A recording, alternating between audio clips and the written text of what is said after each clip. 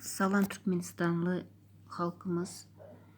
Ben şu videomda Süleyman'ın yatan yeri cennetten olsun demek isteyen, enesine, atasına, yakınlarına, hemmesine sabır dileyen, hem de Türkmen enelerine, Türkmenistanlı olan çağan var diyen her ayala, benim sesimi duyan her ayala hayiş ediyen, şurada verden sesinizi verin. Yüzünüzü görkezmeseniz de sesinizi verin Süleyman için.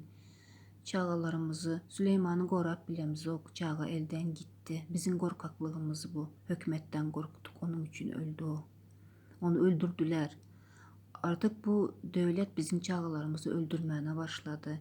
Hayiş sizden, eneler, berden sesinizi verin. Çağanız için, çağalarımızı korumak bizim borcumuzdur. Süleyman için sessiz kalmayalım. Bu devlet halkı ezen, indi çağalarımızı vurup yencip döyüp öldürmeye başladılar. Bunun için sessiz kalmayın.